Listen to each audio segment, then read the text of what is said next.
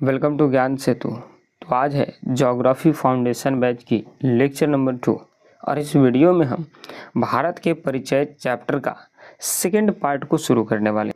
तो यदि आप किसी भी कॉम्पिटिटिव एग्जाम्स की तैयारी कर रहे हैं और आपको ज्योग्राफी पढ़ना है तो एक बार इस पूरे प्लेलिस्ट को फॉलो करें, डेफिनेटली आपको यहाँ से बहुत बेनिफिट मिलेगी।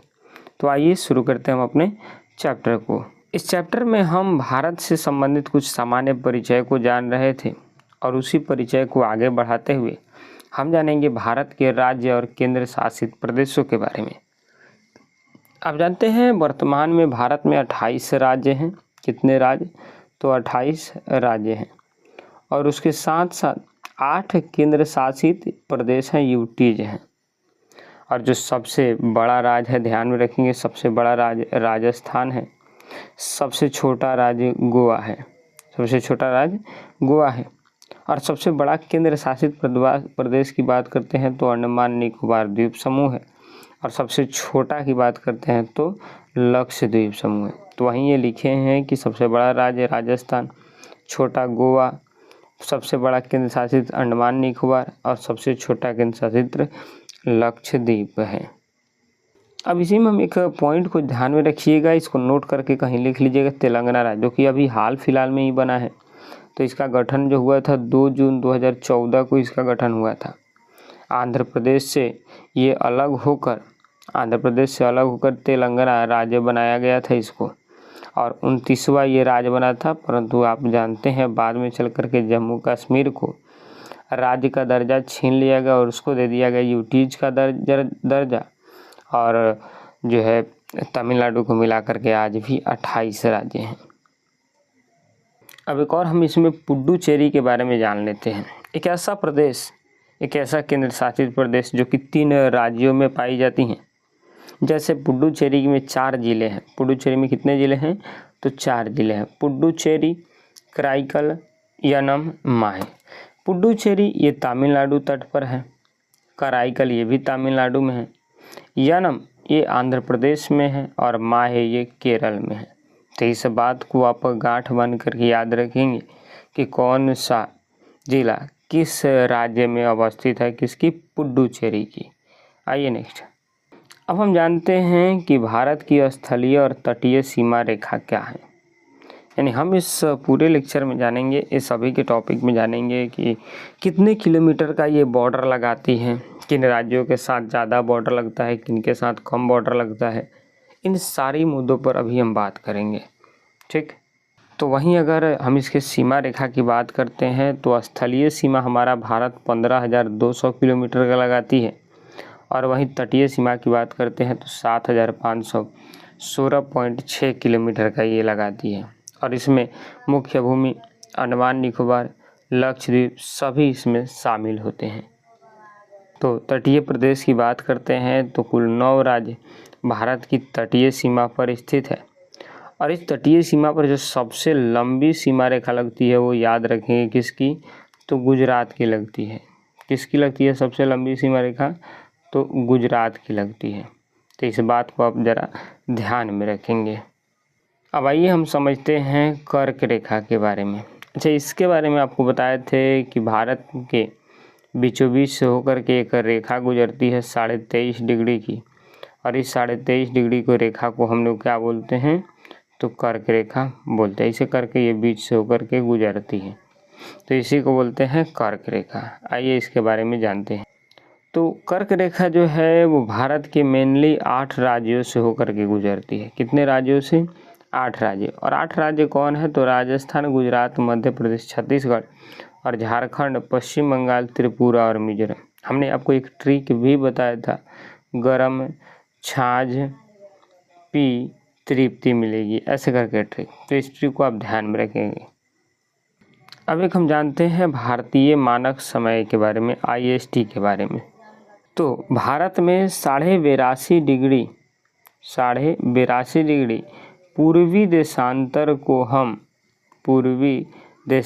को हम जो है क्या बोलते हैं? तो ये मानक समय रेखा बोलते हैं। क्या बोलते हैं? तो मानक समय रेखा बोलते हैं। और ये मानक समय रेखा याद रखेंगे आप, इलाहाबाद के नैनी से होकर के गुजरता है, तो बड़ा इम्पोर्टेंट पड़ जाता है ये। और कितने राज्यों से, अगर ये पूछे कितने राज्यों से होकर गुजरता है, तो ये 5 राज्यों से होकर के गुजरता है। कितने राज्यों से? 5 राज्य। और उसको याद करने का हम ट्रिक बनाए हैं मौका। क्या बनाए हैं? मौका। एम से जो है मध्य प्रदेश, ओ से उड़ीसा, यू से आपकी उत्तर प्रदेश। मिट गया, ठीक है कोई बात नहीं, मिट गया। उत्तर प्रदेश, मौका ट्रिक आपको बताए हैं। मौका, एम से मध्य प्रदेश, ओ से उड़ीसा, यू से उत्तर प्रदेश, सी से छत्तीसगढ़ और ए से आंध्र प्रदेश। ये कुल 5 राज्य मानक समय के साथ अपना सीमा साझा करती है। आई होप आपको इतनी जानकारी क्लियर हो गई। अब आइए जानते हैं भारत के पड़ोसी देश व उनसे लगने वाली सीमाओं के बारे में, कि कौन कौन से देश भारत के साथ सीमा साझा करती है। हाँ जी, तो चलिए हम जानते हैं कि भारत का किन किन देशों के साथ कितने किलोमीटर की सीमा लगती है और कौन राज्य उससे सटा हुआ है। तो सबसे पहले बांग्लादेश के साथ हमारा 4096 किलोमीटर की सीमा लगती है, जो कि सबसे बड़ी सीमा है, सबसे बड़ी सीमा है। और यह पश्चिम बंगाल, असम, मेघालय, त्रिपुरा और मिजोरम के साथ बांग्लादेश सीमा अपना साझा करती है। अगर आपके पास एटलस होगा तो आप एटलस निकाल करके देख सकते हैं। चीन की बात करते हैं तो 3488 किलोमीटर की ये सीमा लगाता है, जो कि जम्मू कश्मीर, लद्दाख से हिमाचल, उत्तराखंड, सिक्किम, अरुणाचल इतने राज्यों को होकर के ये टच करती है। कौन? चीन। फिर तीसरे पर आता है पाकिस्तान। 3323 किलोमीटर की सीमा ये भारत के साथ लगाता है, जो कि जम्मू कश्मीर, पंजाब, राजस्थान और गुजरात राज्यों को जो है वो टच करता है। फिर चौथा पर आता है नेपाल। 1751 किलोमीटर का ये सीमा साझा करता है, जो कि उत्तराखंड, उत्तर प्रदेश, बिहार, पश्चिम बंगाल और सिक्किम राज्यों को स्पर्श करता है। कौन? नेपाल। इसके बाद हमारा आता है म्यांमार। ये 1643 किलोमीटर की सीमा साझा करता है भारत के साथ, जो कि अरुणाचल, नागालैंड, मणिपुर और मिजोरम एरिया को स्पर्श करती है। वहीं भूटान की बात करते हैं तो 699 किलोमीटर की सीमा लगाती है, और यह सिक्किम, पश्चिम बंगाल, असम और अरुणाचल प्रदेश से होकर के गुजरती है साइड से। फिर लास्ट आता है आपका अफ़गानिस्तान। सबसे कम बॉर्डर लगाता है 106 किलोमीटर का, और ये जम्मू कश्मीर साइड में देखने को मिलता है। आई होप आपको इतनी चीज़ें क्लियर हो गई। तो भारत के पड़ोसी देशों के बारे में हमने क्या देखा कि भारत 7 देशों के साथ स्थलीय सीमा लगाता है और 2 देशों के साथ जलीय सीमा लगाता है।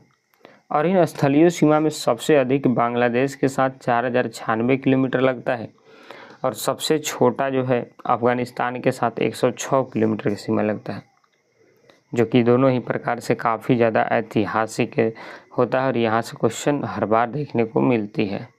अब आइए आज के लेक्चर की लास्ट टॉपिक हम डिस्कस करने वाले हैं सीमा निर्धारण एवं महत्वपूर्ण रेखाएं। वो कौन कौन सी रेखा थी, जैसे रेड क्लिफ, जैसे मैकमोहन, जैसे डुरंड इत्यादि लाइनों के बारे में हम जानेंगे। तो सबसे पहले हम जानते हैं रेड क्लिफ लाइन के बारे में। तो यह भारत और पाकिस्तान और भारत बांग्लादेश के बीच लगता है। इसका निर्धारण 47 में किया गया था, और यह सर सिरिल रेडक्लिफ के द्वारा निर्धारित किया गया था। बांग्लादेश पहले पूर्वी पाकिस्तान था, इसलिए वह वहाँ भी लगा था, परंतु अब वर्तमान में अफगानिस्तान बन गया, जिसके कारण वहाँ पर ये लगा नहीं है। नेक्स्ट क्वेश्चन नहीं, मतलब अब बात करते हैं हम मैकमोहन और डुरंड लाइन की। तो मैकमोहन लाइन ये भारत और चीन के बीच की एक सीमा रेखा है, और इसकी लंबाई 1914 में निर्धारित किया गया था इस सीमा रेखा को, और इसका नाम सर हेनरी मैकमोहन के नाम पर रखा गया है। वहीं बात करते हैं डुरंड की, तो ये भारत और अफगानिस्तान के बीच सीमा रेखा है, और इसे 1896 में डुरंड के द्वारा दिया गया था, और ये अफगानिस्तान से सीमा पीओके क्षेत्र में जाकर के मिलता है। इसको ध्यान में रखेंगे। तो हमने यही बात किया कि कौन देशों के साथ, तो बांग्लादेश के साथ हमने बताया आपको 4096 किलोमीटर की सीमा लगती है, चीन के साथ 3488, पाकिस्तान 3323, नेपाल 1751, म्यांमार 1643, भूटान 699 और अफगानिस्तान 106 किलोमीटर की ये सीमा हमारे साथ लगाती है। तो बस यही रहा आपका आज का लेक्चर। हम इसमें एक और लेक्चर को ऐड करेंगे जहाँ पर हम भारत के द्वीप के बारे में जानेंगे। किसके बारे में? द्वीप। तब ये चैप्टर पूरी तरह से फिनिश होगी और तब हम पढ़ेंगे भारत की भूगर्भिक संरचना के बारे में। तो मिलेंगे। वीडियो तो आज छोटा हो गया, बट कोई ना, मिलेंगे आपसे एक और नई वीडियो के साथ। तब तक के लिए जय हिंद, जय भारत।